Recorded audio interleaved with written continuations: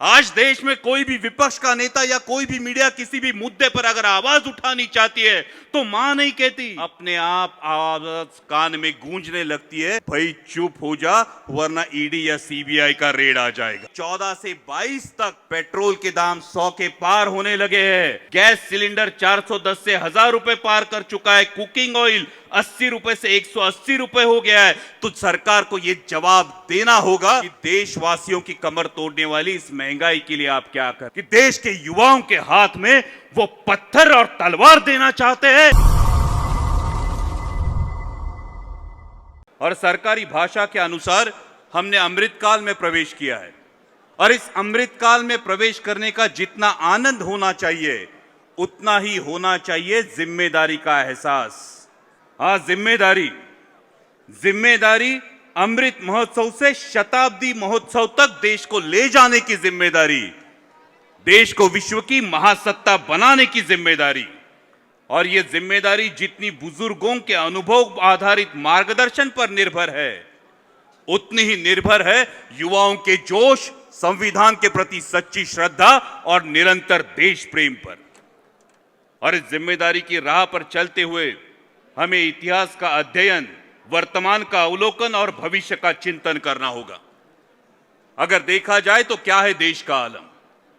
विश्व का सबसे बड़ा लोकतंत्र जिस पर हर भारतीय को गर्व है, उस लोकतंत्र की आज क्या परिस्थिति है?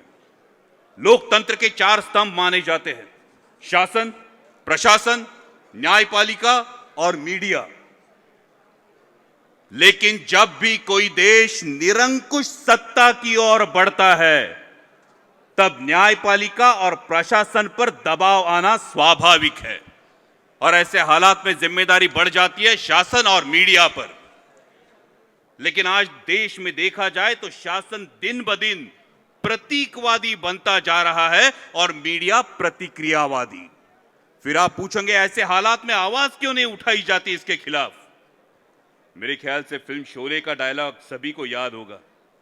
दूर किसी गांव में अगर बच्चा रोता है तो मां उसे कहती है, बेटा सो जा वरना गब्बर आ जाएगा। आज देश में कोई भी विपक्ष का नेता या कोई भी मीडिया किसी भी मुद्दे पर अगर आवाज उठानी चाहती है तो मां नहीं कहती, अपने आप आवाज कान में गूंजने लगती है, भाई चुप हो जा वरना ईडी या सीबीआई का रेड आ जाएगा।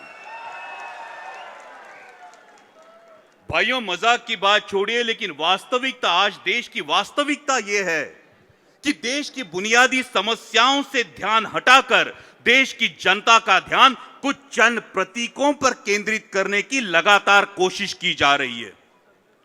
आप हमें हर घर तिरंगा लगाने के लिए कहे या आप राजपथ का कर्तव्य पथ करें, एक भारतीय होने के नाते हमें भी इन बातों पर गर्व है। लेकिन उसी के साथ उसी तिरंगे के प्रति कर्तव्य पथ पर चलते हुए आपकी देश को, जनता को जवाब देना होगा कि देश में आज बेरोजगारी अपनी चरम सीमा पर क्यों है, क्यों देश में आज हर 6 भारतीयों के पीछे एक भारतीय बेरोजगार है, क्यों देश में आज महंगाई आसमान छू रही है।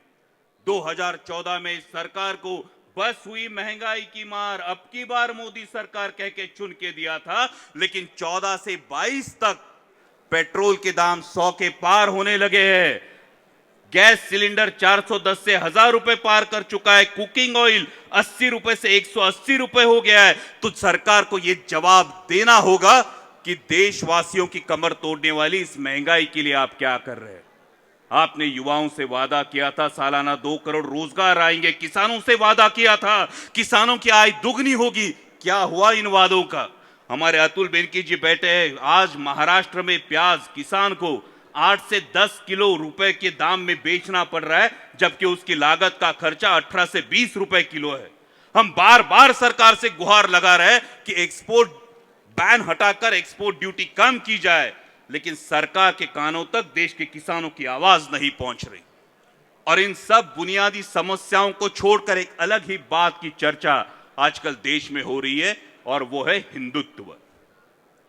हर किसी को अपने धर्म पर अभिमान होना, गर्व होना लाजमी है, और क्यों न हो।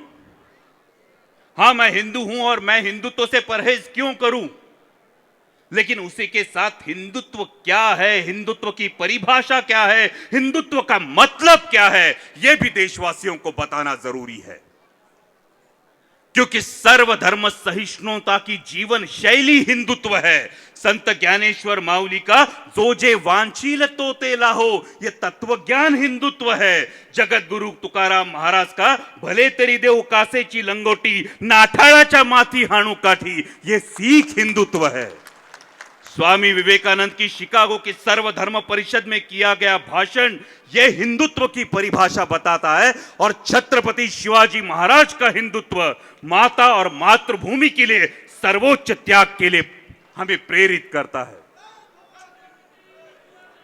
लेकिन अगर धर्म के नाम पर असामाजिक तत्वों को बढ़ावा दिया जाता हो, फिर वो कोई भी धर्म हो, वो हिंदू हो, इस्लाम हो, सिख हो या ईसाई हो, हमें इसका पुरजोर विरोध करना होगा। हमें आगे होकर देखना होगा कि धर्म से पहले राष्ट्र को प्राथमिकता दी जाए। धर्म के नाम पर नफरत की राजनीति करने वाले हर एक व्यक्ति से हमें पूछना होगा कि देश के युवाओं के हाथ में वो पत्थर और तलवार देना चाहते हैं या फिर रोटी और रोजगार। और इस बात को गंभीरतापूर्वक लेना होगा, क्योंकि अगर हमें हमारे देश को विश्व की महासत्ता बनाना है तो इकोनॉमिक डेवलपमेंट ये एकमात्र विकल्प है। आज के ग्लोबलाइजेशन के जमाने में युवा खास करके ये बात अपने जहन में डाल ले कि आज के ग्लोबलाइजेशन के जमाने में तलवारों और बंदूकों के दम पर नहीं, बल्कि एग्रीकल्चरल इंफ्रास्ट्रक्चर और इंडस्ट्रियल डेवलपमेंट और हर तबके के आर्थिक विकास से ही देश विश्व की महासत्ता बन सकता है। अभी इकोनॉमी 5th पोजीशन पे जाने की बात की, लेकिन हमारी इकोनॉमी अभी जाके 1 ट्रिलियन के आसपास पहुंची है। और जो देश अरुणाचल प्रदेश से लेके नीचे श्रीलंका के हम्बोटाटा बंदरगाह तक तीनों तरफ से अपने देश को घेर के हमें लाल आंखें दिखा रहा है, उस चीन की इकोनॉमी 12 ट्रिलियन डॉलर्स है। लेकिन जब भी देशभक्ति की बात आती है तो सिर्फ पाकिस्तान की बात की जाती है। हाँ, हमने पाकिस्तान को 1965, 1971 और कारगिल के युद्ध में धूल चटाई है और आगे भी उन्हें मसलने का दमखम हम रखते हैं।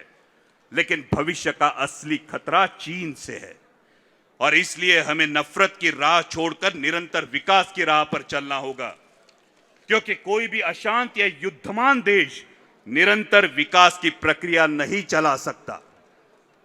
अगर डेवलपमेंट नहीं होगी तो रोजगार नहीं मिलेगा, रोजगार नहीं मिलेगा तो देश पिछड़ जाएगा और किसी भी सच्चे देशभक्त को अपना देश पिछड़ता हुआ बर्दाश्त नहीं होगा। इसलिए सोचना होगा, युवा के हाथ में धर्म के नाम पर तलवार देनी है या उसी युवा के हाथ में देश हित के नाम पर रोजगार देना है। और ऐसी परिस्थितियों में देश के लिए मार्गदर्शक है छत्रपति शिवाजी महाराज का तत्व। वो छत्रपति शिवाजी महाराज जिन्होंने इस भारतवर्ष में एक उदाहरण प्रस्तापित किया था कि राजसत्ता कभी भी धर्म सत्ता के अधीन नहीं होनी चाहिए। राजसत्ता कभी भी धर्म सत्ता के अधीन नहीं होनी चाहिए, बल्कि राजसत्ता और धर्म सत्ता दोनों ने कंधे से कंधा मिलाकर लोगों के कल्याण के लिए काम करना चाहिए।